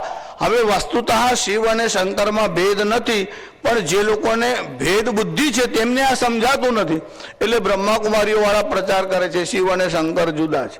એ તો સારું છે, શંકર ને મહાદેવ જુદા છે, મહાદેવ ને નીલકંઠ જુદા છે એવું નથી બોલતા, કારણ કે 1000 નામ છે ભગવાન શંકરના. તો અરે શિવ અને શંકરનો ભેદ કહો છો, વસ્તુતઃ જીવ અને શિવમાં પણ ભેદ નથી. શિવ અને શંકરની તો વાત ક્યાં છે, પણ જેની ભેદ દૃષ્ટિ છે તેને આ સમજાઈ શકતું નથી. અને જ્યાં સુધી ઉપનિષદ વેદાંતનો અભ્યાસ કે અધ્યયન ન હોય ત્યાં સુધીથી ભેદ દૃષ્ટિનો નાશ થતો નથી. ત્યારે એ જ નિર્ગુણ શિવ જ્યારે બંનેનો વિવાદ સમન કરવાના માટે પ્રગટ થયા, ત્યારે મહાદેવેતિ વિખ્યાતમ, મહાદેવ એવા નામથી પ્રસિદ્ધ થયા. અને જ્યારે હલાહલ વિષ નીકળ્યું ત્યારે દેવતાઓ સ્તુતિ કરવાના માટે ગયા અને કહેવા લાગ્યા, દેવ દેવ મહાદેવ ભૂતાત્મા ભૂત ભાવન, હે દેવાધિદેવ, તમે સમગ્ર પ્રાણી માત્રના આત્મા છો. જો ભૂતાત્મા, અહીંયા ભૂત એટલે ઘોષ્ટ નહીં, હા, ભૂત શબ્દ પ્રાણી માત્ર માટે અને એલિમેન્ટ્સ એટલે જે પંચ મહાભૂત છે એના માટે ભૂત શબ્દ વપરાય છે. આ સમગ્ર પંચ મહાભૂત છે એના આત્મા ભગવાન શંકર છે. આ બધાને સર્જવા વાળા ભગવાન શંકર છે. પછી કેટલાક સંપ્રદાયોમાં અજ્ઞાની લોકોને એવું સમજાવવામાં આવે કે આ તો સંહારના દેવતા છે એટલે આપણે એમને ભજવા નહીં. એમને સંહાર કોણે કહેવાય તેની સમજણ જ નથી. તમારામાં અજ્ઞાન છે તો ગુરુ એનો સંહાર કરે કે ન કરે, કે અજ્ઞાન રાખી મૂકે? જો અજ્ઞાનનો સંહાર ન કરો તો તમે બળદ જેવા જ રહેશો. એટલે ભગવાન શંકરના વાહન થાવ, પછી કદાચ તમારા બુદ્ધિ આવે. ત્યારે આ અજ્ઞાનીઓ લોકોને આવું સમજાવે છે કે સંહારના દેવતા છે, પણ એમના ગુરુઓએ જો એમનું અજ્ઞાન દૂર કર્યું હોત, એનો સંહાર કર્યો હોત તો આ ગાણપણ ન ચાલત. પણ એમના ગુરુઓએ આ કામ નથી કર્યું અને એટલા જ કારણે કે જે સંહારના દેવતા છે, સંહારના દેવતા ન હોય તો સર્જન થઈ જ ન શકે. સર્જન કરવા પહેલા સંહાર કરવો પડે અને પછી પાછી ફરી સૃષ્ટિની રચના થાય. આ સાયકલ એટલે આ ક્રમ ચાલ્યા જ કરે છે, એને જ કહેવાય છે સૃષ્ટિનો ક્રમ. એટલે જે સંહારથી ડરે છે એ સર્જન કરી શકતો નથી. જે ખેડૂત હોય એ આંબો જ્યારે વાવે ત્યારે ગોટલીની અંદર નાખે, પછી એ આંબો છે એમાં ગોટલીનું જે બીજ હોય તે નષ્ટ થાય. એ જ્યારે જમીનમાં એકરૂપ થઈને ભળી જાય ત્યારે જ એમાંથી સર્જન થાય. જ્યાં સુધી સંહાર ન થાય, સંહાર એ સર્જનની પૂર્વાવસ્થા છે, જેને સંહાર, સ્થિતિ અને લય ત્રણની સમજણ જ નથી. અરે આ ત્રણે ત્રણ નામ વાળા ભગવાન શંકર જ છે. અને એ જ પ્રજાપતિ આદિ દેવતાઓએ સ્તુતિ કરી ત્યારે ભગવાન શંકરના માટે કહ્યું કે તમે આ સૃષ્ટિનું સર્જન કરવા વાળા, તમે જ્યારે સર્જન કરો ત્યારે બ્રહ્મા કહેવાઓ છો, તમે જ્યારે પોષણ કરો ત્યારે વિષ્ણુ કહેવાઓ છો, અને તમે જ્યારે સૃષ્ટિનો લય કરો ત્યારે જ ભગવાન શિવ કહેવાઓ છો. આ ત્રણ નામ વાળા વસ્તુતઃ તમે એક જ છો. આવી જે સમજણ છે એ જ સાચી સમજણ છે. પ્રભો શૂલ પાણે વિભો વિશ્વનાથ, મહાદેવ શંભો મહેશ ત્રિનેત્ર. તમે કેવા છો? મહેશ, મહાન, અને ઈશ એટલે શાસન કરવા વાળા. તમે મહાન શાસન કરવા વાળા છો, ન્યાય કરવા વાળા છો. કેવા છો? મહેશ ત્રિનેત્ર, અને તમારા 3 નેત્ર છે. જો ભાગવતજીના 8મ સ્કંદમાં જ પ્રજાપતિઓએ ભગવાન શંકરની સ્તુતિ કરી ત્યારે એવું કહ્યું કે નેત્રત્રયમ સત્વરજસ્તમાંસી. હે મહાદેવ, તમે 3 નેત્ર વાળા છો. નેત્રત્રયમ સત્વરજસ્તમાંસી. આ સત્વ, રજ અને તમ 3 ગુણો વડે જ સૃષ્ટિની રચના થાય છે. જો આ 3 ગુણોનો આશ્રય લેવામાં ન આવે તો સૃષ્ટિની રચના થઈ શકતી નથી. આ તમારા 3 નેત્ર એ સત્વ, રજ અને તમ એ પ્રકૃતિના જે 3 ગુણ છે એ જ તમારા 3 નેત્ર છે. એક બીજી પણ ઉપમા ભગવાન શંકરાચાર્ય આ જ સ્તવમાં આ જ સ્તોત્રમાં આપે છે. જ્યારે તમે એનો આરંભ કરો છો ત્યારે એમાં એવું વર્ણન આવે છે કે ઇન્દુ અર્ક અને વન્ની ત્રિનેત્રમ, ત્રણ નેત્ર ભગવાન શંકરના છે. એટલે ઇન્દુ એટલે ચંદ્ર, અર્ક એટલે સૂર્ય અને વન્ની એટલે અગ્નિ. સૂર્ય, ચંદ્ર અને અગ્નિ આ ત્રણ તમારા નેત્ર છે. નેત્ર એટલે જે જોવાનું કામ કરે છે. તમારે જોવું હોય તો પ્રકાશ જોઈએ અને નેત્ર જોઈએ. સારું, નેત્ર છે, આંખ તમારી છે, પણ અંધકાર છે તો તમે વસ્તુને જોઈ શકતા નથી. સારું, પ્રકાશ છે પણ નેત્ર નથી તો પણ જોઈ શકાતું નથી. એટલે ચક્ષુ પણ જોઈએ અને પ્રકાશ પણ જોઈએ. અને ત્રીજી વસ્તુ ઓબ્જેક્ટ. કોઈ વસ્તુ જ પડી ના હોય તો દેખાય શું તમને? આકાશ ખાલી છે તો તમને દેખાય શું? તમે એવું બોલો છો ને ખાલી ખમ, પણ એ ખમ શબ્દ આકાશ માટે છે. આકાશમીવ વ્યાપકત્વાત ખમ એટલે ભગવાનનું જ્યારે વર્ણન કરાય ત્યારે ઓમ ખમ બ્રહ્મ એવું બોલાય છે. ખમ શબ્દનો અર્થ થાય છે આકાશ. એટલે પક્ષીઓ માટે ખગ શબ્દ છે. ખ એટલે આકાશ અને ગ એટલે ગમન કરનાર. જે આકાશમાં ગમન કરે છે તેને પક્ષી કહેવાય છે. ત્યારે પરમાત્મા કેવા છે? સર્વવ્યાપ્ત છે. મહેશ એટલે મહાન. ઈશ એટલે અનુશાસન કરવા વાળા છે, ન્યાય કરવા વાળા છે. અને મહેશ ત્રિનેત્રમ, ત્રણ નેત્ર વાળા છે.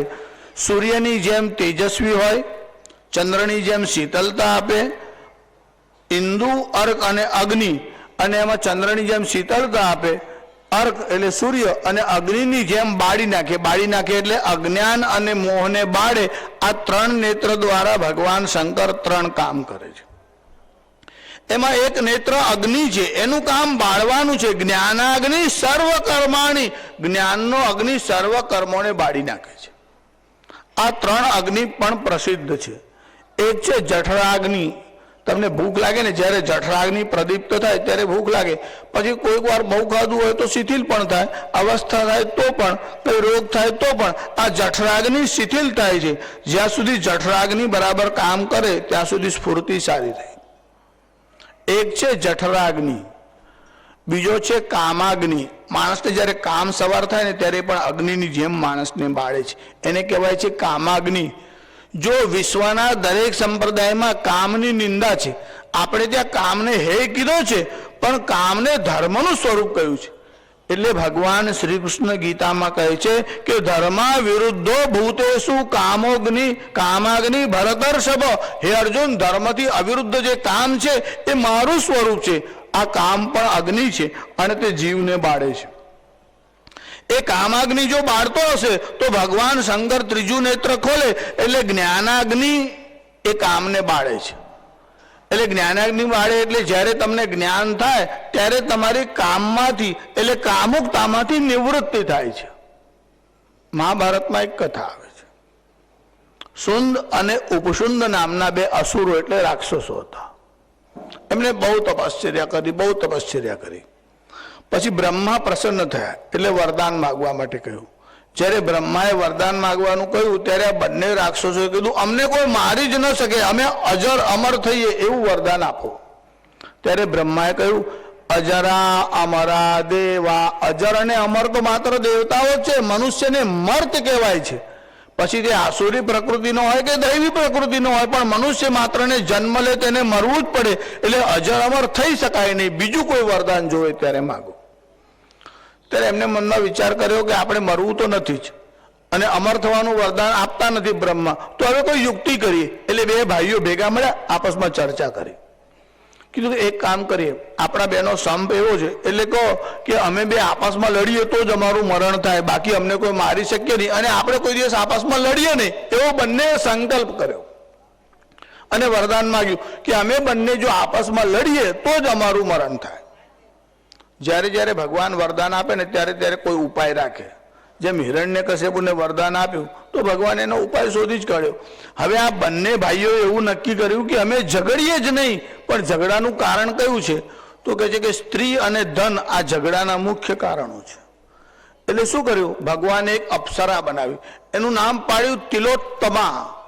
તિલોત્તમા, તિલ એટલે તો તલ અને ઉત્તમ એટલે જગતની જે સુંદર સુંદર વસ્તુઓ છે એ બધામાંથી તલ જેટલો અંશ લીધો, એટલે જે બ્યુટીફુલ વસ્તુઓ હોય, સૌંદર્યવાળી વસ્તુઓ, એમાંથી થોડો ભાગ લીધો અને તિલ જેટલો, કારણ કે જગતમાં સુંદર વસ્તુઓ ઘણી છે, એ બધામાંથી તિલ જેટલો ભાગ લઈ અને જેનું નિર્માણ કર્યું એનું નામ થયું તિલોત્તમા. એ એટલી બધી સુંદરી હતી કે આ સુંદ અને ઉપસંદ જ્યાં હતા ત્યાં પ્રગટ થઈ. એને જોયા પછી બંને ભાઈઓના મનમાં ઈચ્છા થઈ કે આ સ્ત્રી બહુ સુંદર છે, એની સાથે અમે વિવાહ કરીએ તો સારું. એટલે પેલા સુંદે કહ્યું, ઉપસુંદ, જો આ સ્ત્રી કેટલી સુંદર છે, તારી ભાભી છે, એને પ્રણામ કર. ત્યારે પેલા ઉપસુંદે કીધું કે ભાભી તો તારી છે, આ તો મારી પત્ની છે. અને બંને જણાએ ઝઘડવાનું શરૂ કર્યું. બંનેમાં એટલો બધો ઝઘડો થયો, તાત્પર્ય એવું કે કામ જે છે એ ઝઘડાનું કારણ બન્યું. અને આ કામાગ્નિ છે એને શાંત કરવાનો ઉપાય માત્ર ને માત્ર જ્ઞાનાગ્નિ છે. ભગવાન શંકર કૃપા કરે ત્યારે ભોગ પણ આપે છે અને તમારે મોક્ષ બંને વસ્તુ પ્રદાન કરી શકે છે. આ ભગવાન શંકર કેવા છે? મહેશ ત્રિનેત્ર, મહાન ઈશ છે અને 3 નેત્ર છે. એ 3 નેત્રમાં એક નેત્ર જ્ઞાનનું છે, એક નેત્ર પ્રેમનું છે અને એક નેત્ર ન્યાયનું છે. ભગવાન ન્યાયી પણ છે, પણ ભગવાન કેવળ ન્યાયી નથી, ભગવાન પ્રેમથી જગતને જુએ છે. એનું કારણ જો કેવળ જજની જેમ જોવા લાગે ને તો બધા જ સજા કરવાને પાત્ર છે. જગતના એવા કોઈ જીવ છે જ નહીં કે જે બિલકુલ નિર્દોષ હોય. કોઈને કોઈ દોષ તો જીવોમાં છે જ. કેટલાક તો એવા છે કે આપણા મનમાં થાય કે ભગવાન આને સુવડાઈ જરા, ઉઠશે, ઉપદ્રવ કરશે, ઉઠાડવા જેવો છે જ નહીં. આ ઉઠશે એટલે બીજાનું ઉઠમણું કરશે, એના કરતાં એને જ ઉડાઈ રાખતો સારું એમ. પણ પેલા પાડોશીને લાગે આ નકામો છે ને એને લાગે આ નકામો છે. જો ભગવાન બંનેનું સાંભળે તો, અને ભગવાન બધાનું સાંભળે છે. ભગવાનનો સ્વભાવ એવો છે કે છે એકવાર બ્રિટનવાળા, અમેરિકાવાળા ને રશિયાવાળા ત્રણેયના મનમાં થઈ કે આ શિવ બહુ ભોળા છે, આપણે ઉપાસના કરીએ. એ ત્રણેય ભગવાન શંકરની ઉપાસના કરી. 3ના પ્રેસિડેન્ટને ભગવાન શંકરે બોલાવ્યા, કીધું આપણે મિટિંગ કરીએ. એટલે મિટિંગ કરી. કીધું હું તમારા ઉપર પ્રસન્ન છું, કોઈ વરદાન જોઈએ તો માગો. એટલે રશિયાવાળાએ વર્લ્ડનો મેપ કાઢ્યો. પછી અમેરિકાનો જે મેપ હતો ને તેના પર માર્કિંગ પેનથી આમ લાઈન કરી અને કહે છે આખી પૃથ્વી રહેતો વાંધો નથી, આટલો ભાગ નષ્ટ કરી નાખો બસ. ભગવાને કીધું એકવાર મને બધાને સાંભળી લેવા તો પછી શું કરવું એ નિર્ણય કરું છું. એટલે અમેરિકાવાળાને પૂછ્યું. એટલે એને માર્કર પેન લીધી, રશિયાનો જે મેપ હતો ને તેના ઉપર આમ લાઈન કરીને કીધું બસ આખી પૃથ્વી રહેતો વાંધો નથી, ખાલી આટલો ભાગ ખલાસ કરી નાખો. પછી બ્રિટન વાળાઓને પૂછ્યું. આ બહુ બુદ્ધિમાન પ્રજા, આખી પૃથ્વી પર શાસન કરેલું ને એટલે માણસો બહુ બુદ્ધિમાન. બ્રિટન વાળાને કીધું બોલો તમારે શું વરદાન જોઈએ? તો કે આપણે કઈ વરદાન નહીં જોઈએ. એમ કે એવું ના ચાલે, વરદાન તો બધાને આપવું જ પડે, ત્રણેયને માટે સરખો ન્યાય. તો જ મને બધા ન્યાયપ્રિય કહેશે, નહીં તો ન્યાયપ્રિય નહીં કે. તો કે પ્રભુ એક કામ કરો, અમારી તો કઈ ઈચ્છા છે જ નહીં, આ બેની ઈચ્છા પૂરી કરો એટલે મારી ઈચ્છા પૂરી થઈ જશે. આજે બીજાની ઈચ્છા પૂરી કરવા વાળા હોય બહુ ડેન્જરસ લોકો હોય, બેવને મારી નાખે. અમેરિકાની ઈચ્છા પૂરી થાય રશિયા ખલાસ થાય, રશિયાની ઈચ્છા પૂરી થાય અમેરિકા, એટલે એની ઈચ્છા આપોઆપ જ પૂરી થઈ જાય. એમ કેટલાક બહુ નિષ્ફળ ઠાકોરજીને કે આપણે કઈ જોઈતું જ નથી, તું જ ડેન્જરસ છે. ભગવાન પણ જેનાથી સાવધાન રહે એવા આ બધા લોકો હોય. ત્યારે ભગવાન ન્યાયપ્રિય છે, એટલે ભગવાન બધા જીવોનું કલ્યાણ થાય એવો ઉપાય કરે છે. બાકી ભગવાન બધાની પ્રાર્થના સાંભળે ન તો ત્રાસ થાય. કોની પ્રાર્થના સાંભળે? અને બધા જુદું જુદું માગે. ભગવાનને એકવાર વિચાર આવે, લાવો બધા જીવોની જરા ખબર જોઈ આવું, સૃષ્ટિની રચના કરી, બધા આનંદમાં છે કે નહીં, અથવા કોઈ વસ્તુની કમી હોય તો એમને આપી આવું. એટલે બધા જીવોની આખી મિટિંગ બોલાવી, બધાને બોલાવ્યા. કે જો આ બધા જેને તેને ચીડાઈને તકે ભૂંડ જેવો છે, પડ્યો રહે છે, કશું કરતો નથી, ખા કરે છે. એટલે પહેલા ભૂંડને આપણે પૂછો, કારણ કે આ બહુ તુચ્છ પ્રાણી કહેવાય છે આમ.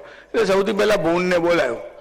બોલો તને કઈ તકલીફ છે? યાર કે તકલીફ છે. હું ત્યાં કે હું લોકોના કઈ કામની વસ્તુ ના હોય એવું કીચડમાં રહું છું ને ખાઉં છું, તોય બધા હું કામ પથરા મારે છે કે છે મને. એટલે તમે છે ને કીચડનો વરસાદ કરો, એટલું બધું કીચડ પડે, હું અંદર લબાલબ ડૂબ્યા જ કરું, આનંદ જ લઉં એમ કે. ભગવાને કીધું સારું કે છે. પછી પક્ષીઓનો વિચાર કર્યો. એટલે આ બગબગત છે, બગબગત જેવું ને, આ તો ઠગ છે. એટલે ઠગ હોય તો કે છે બગલો. એટલે આ 4 પ્રાણીઓ, 4 પગવાળા પ્રાણીઓ હોય ચતુષ્પાદીમાં ભૂંડને હળે કરે, અને આ બગલો છે ને તેને બધા ઠગ કરે. ભગવાન વિચાર્યું લાવ બગલાને પૂછું. બોલ તારી શું ઈચ્છા છે? તારે કહે છે કશું નહીં, કેટલી વાર કલાક સુધી ઉભર ઉતારે, એકાદ માછલું આવે હાથમાં તે પાછું છરકી જાય, એના કરતાં માછલાનો જ વરસાદ થાય ને એવું કરો કે છે. એટલે જઈ ચાર્જ મારું તે માછલા હાથમાં આવે. ભગવાને કીધું આ એક પ્રાણી તો તુચ્છ છે અને આના પર બધા આરોપ કરે છે, હવે કોઈ સારા પક્ષીને પણ પકડો એટલે હંસને પકડ્યો, પૂછ્યું તારી શું ઈચ્છા છે? તો કે મોતીઓનો વરસાદ થાય, કારણ કે એને માછલા કામ લાગે ને, હંસોને મોતી જ ચરવા જોઈએ. એટલે હંસોએ કીધું મોતીનો વરસાદ થાય એવું કરો. ત્યારે ભગવાને શું કર્યું? જળનો વરસાદ કર્યો. જળનો વરસાદ કર્યો એટલે પાણી પડ્યું, એટલે માટી હતી ત્યાં કીચડ થયું, અને જ્યાં પાણી પડ્યું ત્યાં આગળ માછલા થયા અને સમુદ્રમાં મોતી થયા. એટલે ભગવાને વરસાદ કર્યો ખાલી જળનો, પણ બગલાઓને માછલા મળ્યા, હંસોને મોતી મળ્યા અને ભૂંડોને કીચડ મળ્યું. ત્યારે ભગવાન ન્યાયપ્રિય છે, એક જ કામ કરે પણ એમાંથી બધા સંતુષ્ટ થઈ જાય. બધાને રાજી કરવાનો ઉપાય માત્ર ને માત્ર ભગવાન પાસે છે. જીવ બધાને રાજી કરી શકતો જ નથી. જીવ ગમે તેટલો પ્રયત્ન કરે, એકાદ તો આમ ઊંચો ચડે જ. ઘરમાં પણ 4 જણ હોય ને તો 4 જણને રાજી ના રાખી શકાય. એકને રાજી રાખો, મારે શું કરું? આ ઘરવાળીને સાંભળું તારે બાને ત્રાસ, બાને કહેવા જવું ત્યારે મારથી એવું થાય બાને કહેવાય નહીં, એટલે બાને કહેવાય નહીં, ઘરવાળી સાંભળે નહીં. એટલે જીવનો ત્રાસ બહુ મોટો છે. છતાં તમે બધા જીવોનું ધ્યાન રાખો છો અને આ બધા જીવો પર કરુણા કરો છો. તમે હાથમાં ત્રિશૂળ રાખો છો, તમે ક્રોધ બહુ કરો છો, પણ તમારો સ્વભાવ કેવો છે? એકદમ જ સરળ છે. તમારો સ્વભાવ એકદમ શાંત છે. તમે કેવા છો? શિવાકાંત શાંત સ્મરારે પુરારે ત્વદન્યો વરેણ્યો ન માન્યો ન ગણ્ય. શિવાકાંત, શિવા એટલે પાર્વતી અને શિવા એટલે ગૌરી. તમે ગૌરીના પતિ છો. આ ગૌરી એટલે પાર્વતી, એને બહુ તપ કર્યું ત્યારે ભગવાન શંકરની પ્રાપ્તિ થઈ. જો પાર્વતી તપ કરવા બેઠા ને તે નારદના કહેવાથી તપ કરવાને માટે બેઠા. નારદે કહ્યું કે તમારી શું ઈચ્છા છે? તો કહે છે મારે શિવજી જોડે વિવાહ કરવો છે. તો એક કામ કરો, તમે આ બધું ઘર બાર અને સંસારની ચિંતા છોડી અને શિવજીનું ધ્યાન કરો અને શિવજીનું તપ કરો. શિવજી બહુ ભોળા છે, તરત પ્રસન્ન થઈ જશે. એમનું નામ આશુતોષ છે. આસુ એટલે ઇમિડિયેટલી અને તોષ એટલે સંતુષ્ટ, જે તરત જ પ્રસન્ન થાય, એમનું નામ આશુતોષ છે. તમે જઈ અને ભગવાન શંકરની આરાધના કરો. એટલે ગૌરી ગયા અને તપશ્ચર્યા કરવા લાગ્યા. હવે તપશ્ચર્યા કરવા લાગ્યા ત્યારે સપ્તર્ષિઓના મનમાં વિચાર આવ્યો, લાવ જરા આની પરીક્ષા કરીએ કે આના તપમાં નિષ્ઠા કેવી છે. એટલે સપ્તર્ષિઓ ત્યાં આવ્યા. આટલું બધું કઠોર તપ, આટલું બધું કઠોર તપ, તમે અન્ન છોડ્યો, તમે જળ છોડ્યો. અરે આ પાર્વતીનું એક નામ થયું અપર્ણા, એટલે ફળ ખાવાનું છોડ્યું અને પર્ણ ખાલી વૃક્ષોના પાંદડા ખાઈને રહે. પછી તો પાંદડા ખાવાનું પણ છોડ્યું એટલે પર્ણ ખાવાનું છોડ્યું, એટલે એનું નામ અપર્ણા થયું. પાર્વતીનું એક નામ અપર્ણા છે. અપર્ણા પાર્વતી દુર્ગા મૃડાની ચંડિકાંબિકા. આવું કઠોર તપ કરવા લાગ્યા ત્યારે આ સપ્તર્ષિઓ ત્યાં ગયા અને કીધું તમે આટલું તપ કેમ કરો છો? તો કે ભગવાન શંકરની જોડે વિવાહ કરવો છે. ત્યારે આ સપ્તર્ષિ કીધું અરે એની જોડે તો કાંઈ વિવાહ કરાતો હોય? એના કુળનું ઠેકાણું નહીં, ગામમાં ઘર નહીં, સીમમાં ખેતર નહીં, કઈ સંપત્તિ છે જ નહીં. એની જોડે પરણીને તમને મળશે શું? શું તો કે કશુંક તો રાખતા હશે, ફર્નિચર સારું હશે. અરે શું ફર્નિચર? એક બળદ રાખે છે તેવી બાજુ ગરડો છે. વૃષો વૃદ્ધો યાનમ વિષમસન માસાની વસનમ. ઘર તો કે છે ના, સ્મશાનમ ક્રીડા ભૂર. તો આભૂષણ પહેરતા હશે કે ભુજગનિવો ભૂષણ વિધિ. આભૂષણ એવા રાખે છે છોકરા બીન નાસી જાય કે છે, બીજું કોઈ આભૂષણ રાખતા નથી. ભુજગનિવો ભૂષણ વિધિ સમગ્ર સામગ્રી જગતિ વિધિ તૈવમ સ્મરરિપો હૃદય તસ્ય સ્વર્યમ તવ જનની સૌભાગ્ય મહિમા. માં હાથમાં કઈ રાખતા નથી, ખપ્પર ભિક્ષા માટેનું પાત્ર રાખે છે. છતાં સામર્થ્ય કેવું છે? પાર્વતી કહે છે અરે ઇન્દ્રાદી દેવતાઓના મુગટમણીમાં એમના ચરણની રજ લાગે છે, માટે દેવતાઓના અધિપતિ થાય છે. જેની કૃપા થાય ત્યારે દેવતાઓનું પણ અધિપતિ પદ પ્રાપ્ત થાય એવા ભગવાન શંકર છે. ભલે એમનું શીલ અમંગલ દેખાય પણ મંગલ કરવા વાળા છે. અમંગલ્યમ શીલમ તવ ભવતુ નામૈવમ અખિલમ તથાપી સ્મર્તૃણામ. અમંગલ્ય એવું તમારું શીલ દેખાય છે, તથાપી છતાં પણ સ્મર્તૃણામ જે યાદ કરે છે એને તમે વૈભવ આપો છો. અરે કેવો વૈભવ આપો છો? આ બાણાસુર તમારે આધીન થયો, ઇન્દ્રની પાસે જે સંપત્તિ નહોતી એ તમે બાણાસુરને આપી દીધી. ભગવાન શંકરનો મહિમા બહુ છે. ભગવાન આદ્ય શંકરાચાર્ય લખ્યું આ ભગવાન શંકર કેવા છે તો કહે છે શિવાકાંત શાંત. એ ગૌરીના પતિ છે. આ ગૌરી કેમ થયા એનો ઇતિહાસ છે, પણ હવે બધા ઇતિહાસ બોલતા બેસીએ તો પાર ના આવે એવું. પણ તમે ગૌરીના પતિ છો અને શિવાકાંત શાંત, તમે શાંત છો. શાંત શબ્દની વ્યાખ્યા ભગવાન આદ્ય શંકરાચાર્ય એક તો શ્વેતાસ્વતર ઉપનિષદમાં કરી છે. નિષ્કલમ નિષ્ક્રિયમ શાંત, શ્વેતાસ્વતર ઉપનિષદના 6થા અધ્યાયના 19મા મંત્રમાં શાંત શબ્દની વ્યાખ્યા કરી છે. જે બધા વિકારોનો નાશ કરી નાખ્યો છે તે શાંત.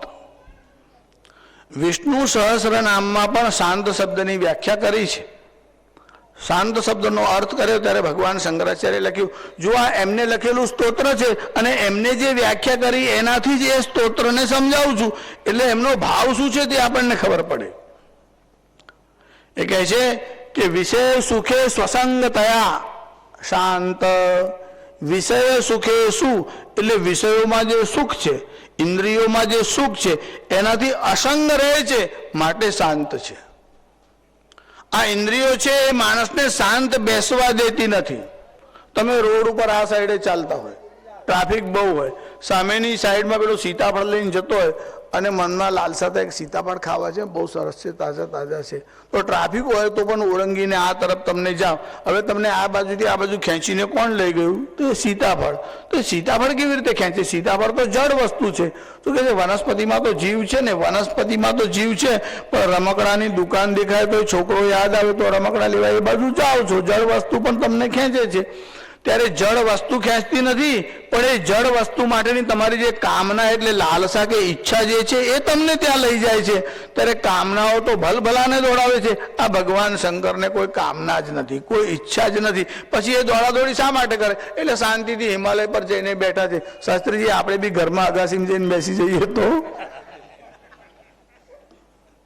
બાબલાની બા બૂમ ના પાડે ત્યાં સુધી શાંતિથી બેસવાનું, પછી તો દોડીને આવવાના જ છો, ક્યાં જવાના છે? ભગવાન શંકરને કોઈ બૂમો પાડતું નથી. કે ભક્તો છે બૂમો પાડવા વાળા, તો કે છે હા, પણ પાછા વિચિત્ર પણ છે. એવા વિચિત્ર છે, એકવાર તો પાર્વતીએ કીધું કે આ આપણું આખું ધામ હાલે છે, આપણું ઘર હાલે છે, આખો હિમાલય હાલવા લાગ્યો. એટલે ભગવાન શંકરને કીધું કે આપણું નિવાસ સ્થાન હાલે છે. એટલે ભગવાન શંકરે કીધું હા, કશો વાંધો નહીં, પણ કમ વાંધો નહીં. અરે આ કોઈ ઉલટાવી દેશે, આટલું બધું હાલે છે. એમ કે મારો એક ભક્ત છે, પણ તમારા ભક્તને આજ સૂચ્યું આપણું જ ઘર હલાવવા માટે છે કોણ? તો રાવણ ત્યાં આગળ ગયો હતો. અને આ તમે જે પ્રસિદ્ધ સ્તોત્ર સાંભળ્યું છે ને, રાવણનું શિવ તાંડવ, એ ત્યારે પહેલા ગયો હતો હિમાલયને એટલે કૈલાસને આમ હલાવવા માટે. જ્યારે આમ કૈલાસને આમ હલાવવા લાગ્યો, આખું કૈલાસ ડોલવા લાગ્યો, એટલે ભગવાન શંકરે શું કર્યું? પાદાંગુષ્ઠ એટલે આ પગના અંગૂઠાથી જરાક આમ વજન આપ્યું, અને જે ભગવાને આમ વજન આપ્યું ને ત્યાં તો 20 ભુજાઓ રાવણની હિમાલયના નીચે દબાઈ ગઈ. એનું નામ હતું દશગ્રીવ, 10 ડોકાવાળો હતો એટલા માટે. પણ જ્યાં ભુજાઓ હિમાલય નીચે દબાઈ ગઈ, ભગવાન શંકરે ખાલી અંગૂઠાથી જ આમ વજન આપ્યું અને 10 ભુજાઓ દબાઈ ગઈ, એટલે એને ચીસ પાડી. એને કહેવાય છે સંસ્કૃતમાં રાવ. રાવ એટલે ધ્વનિ, એટલે ભયંકર રાવ થયો, ત્યારથી એનું નામ રાવણ થયું. પછી ભુજાઓ દબાઈ ગઈ એટલે બહાર કેમ કાઢવી? હવે ભગવાન શંકર પગ ઊંચકે તો ભુજાઓને બહાર કાઢે. હવે ભગવાન શંકર પગ ક્યારે ઊંચકે? એટલે એને ભગવાન શિવની સ્તુતિ કરવા લાગી, અને એની સ્તુતિથી ભગવાન પ્રસન્ન થયા અને તાંડવ નૃત્ય કર્યું. ભગવાને તાંડવ કરવા માટે જેવો આમ પગ આમ ઊંચો કર્યો અને પોતાની ભુજાઓ કાઢી લીધી. એટલે આ શિવ તાંડવ સ્તોત્ર ત્યારે રાવણે ગાયું હતું. પછી તો ભગવાને વરદાન આપ્યું વગેરે કથાઓ બહુ લાંબી છે. પણ આ ભગવાન શંકર કેવા છે? તો કે છે શિવાકાંત શાંત. શાંત એટલા માટે છે કે વિષય સુખોની એમને ઈચ્છા થતી જ નથી. વિષય સુખ માટેની ઈચ્છા થાય એટલે ઇન્દ્રિયોમાં સળવળાટ થાય, અને ઇન્દ્રિયો કોઈ વસ્તુની અપેક્ષા કરે એટલે તમારી શાંતિમાં ભંગ થાય, તમને અશાંત બનાવે છે ઇન્દ્રિયો. અને ભગવાન શંકર કેવા છે? શાંત છે. વિષય સુખેષુ અસંગ થયા શાંત. વિષય સુખોથી અસંગ રહે છે, માટે જ ભગવાન શંકર શાંત છે. શિવાકાંત શાંત સ્મરારે પુરારે. સ્મરારે, સ્મર એટલે કામદેવ. જે કામદેવના અરી એટલે શત્રુ છે. કામદેવ એટલે જે આખા જગતને સંતાપ આપે છે એ પણ દેવ જ છે, પણ એ કામદેવ બધા જગતને સંતાપ આપવા વાળો છે. તારકાસુર નામનો એક રાક્ષસ થયો, એનાથી બધી દેવતાઓ અને પ્રજાઓ બધા બહુ પીડિત થયા, બહુ ત્રાસ થયો. એટલે બધા દેવતાઓ પાસે ગયા. ત્યારે બ્રહ્માદિ દેવતાઓ પાસે ગયા, ત્યારે કીધું કે એક જ ઉપાય છે કે ભગવાન શંકરનો કોઈ પુત્ર હોય તો જ આને મારી શકે, બીજો કોઈ આને મારી શકે નહીં. પણ હવે ભગવાન શંકર તો સમાધિમાં બેઠા છે, જાગે ક્યારે, લગ્ન ક્યારે કરે અને એમને પુત્ર ક્યારે થાય? જો ભગવાન શંકરની સમાધિ તૂટે તો જ એમનો વિવાહ થાય, અને વિવાહ થાય તો જ પુત્ર થાય, અને તો તારકાસુરનો નાશ થાય. ત્યારે બધા દેવતાઓ ઇન્દ્ર પાસે ગયા. ત્યારે ઇન્દ્રે કીધું મારી પાસે ઉપાય છે. કીધું કે ઉપાય કરો. એટલે ઇન્દ્રે રતિના પતિ કામદેવને બોલાવ્યો. આ કામદેવની પત્નીનું નામ રતિ છે. એટલે કામદેવ ત્યાં હાજર થયો. એટલે ઇન્દ્રે કીધું એક કામ છે. કામદેવે કીધું બોલો, આજ્ઞા કરો. કે છે કે તારા પ્રભાવથી આપણે કોઈને લગ્ન કરવા માટે પ્રેરવાના છે. કામદેવ કહે છે બલબલાને લગ્ન પરણાવી દો, હું જેની પાસે જઈને ઉભો રહું એના મનમાં ઈચ્છા થઈ જાય અને એ લગ્ન કરી નાખશે. એમ કે કોણે સામે આ મારે શસ્ત્ર ચલાવવાનું? તો કે ભગવાન શંકરની સામે.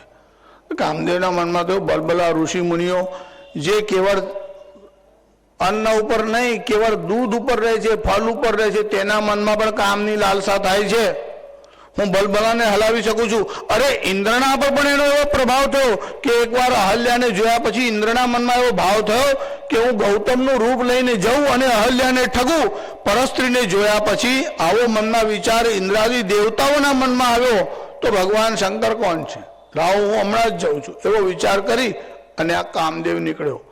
કામદેવના મનમાં બહુ ગુમાન કે હું દેવતાઓના અધિપતિ ઇન્દ્રને હલાવી જાઉં છું, તો ભગવાન શંકરના સામે હું મારી શક્તિનો પ્રયોગ કરીશ અને એમની સમાધિ તોડાવી નાખીશ. બહુ જ ગર્વથી આ કામદેવ નીકળ્યો. ભગવાન શંકર તો આમ સમાધિમાં બેઠા હતા. કામદેવ દૂર જઈને ઉભો રહ્યો. મનમથ પંચ બાણ. આ કામદેવની પાસે 5 બાણો છે. મનમથ, કામદેવનું એક નામ છે મનમથ, જે મનને મથી નાખે છે એટલે એનું નામ છે મનમથ. ત્યાં સંતાઈને ઉભો રહ્યો. પુષ્પોનું આમ ધનુષ્ય લીધું અને ભગવાન શંકરના તરફ આમ બાણ ચડાયું. અને જો ભગવાન શંકરના ઉપર આમ બાણ છોડવા માટે ગયો, ભગવાન શંકરે પોતાના નેત્ર ખોલ્યા, જોયું તો કામદેવ સામે ઊભો છે. ભગવાન શંકરે ત્રીજું નેત્ર ખોલ્યું અને જ્યાં ત્રીજું નેત્ર ખોલ્યું ત્યાં તો કામદેવ બળીને ત્યાં ભસ્મ થઈ ગયો. ભગવાન શંકરની દૃષ્ટિ પડતા જ કામદેવ બળીને ભસ્મ થયો. એટલે એની પત્ની વિલાપ કરવા લાગી અને આ દેવતાઓને કોસવા લાગી, દેવતાઓને ઠપકો આપવા લાગી. ઓ ઇન્દ્ર, મારા પતિને મારવા માટે ત્યાં ષડયંત્ર કર્યું હોય એવું મને લાગે છે. અરે તારા પર કામદેવનો વિજય થયો એટલે તને એવું લાગે છે કે મહાદેવ પર પણ એનો વિજય થશે?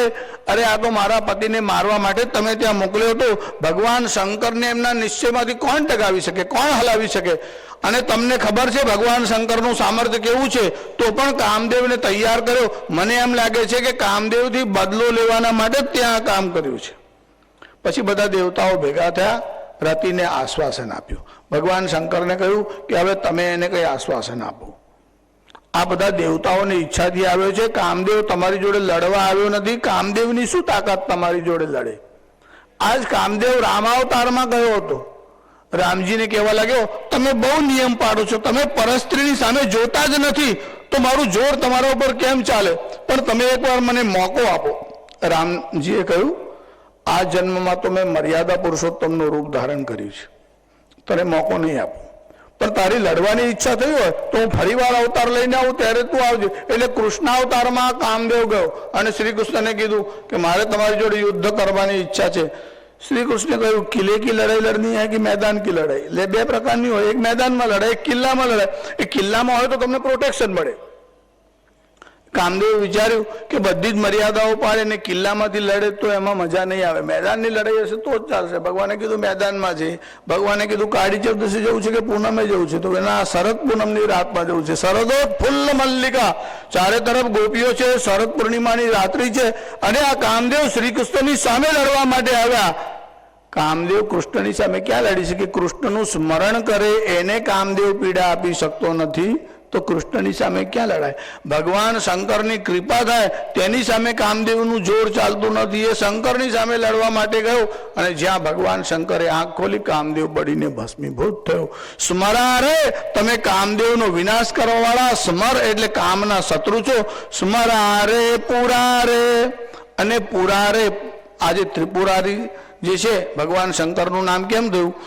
આ પૂર નામના જે 3 રાક્ષસો હતા એમને માટે 3 પૂર ભગવાને બનાવ્યા હતા અને 3 પૂરનું એક જ બાણથી ભગવાન શંકરે નાશ કર્યો હતો.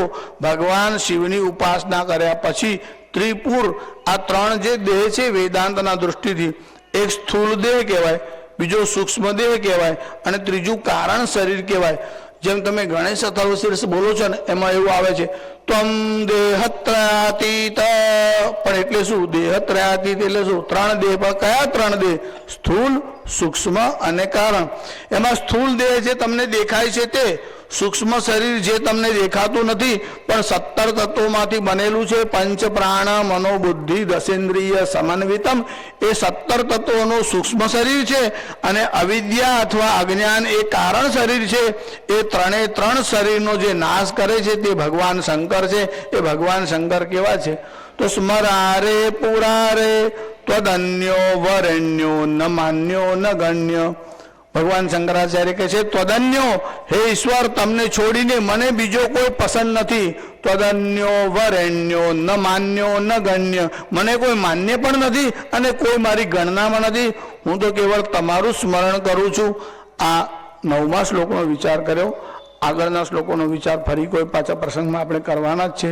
સર્વેત્ર સુખિનઃ સંતુ, સર્વે સંતુ નિરામયા, સર્વે ભદ્રાણિ પશ્યન્તુ, મા કશ્ચિદ દુઃખ ભાગ ભવેત. ઓમ શાંતિ શાંતિ શાંતિ.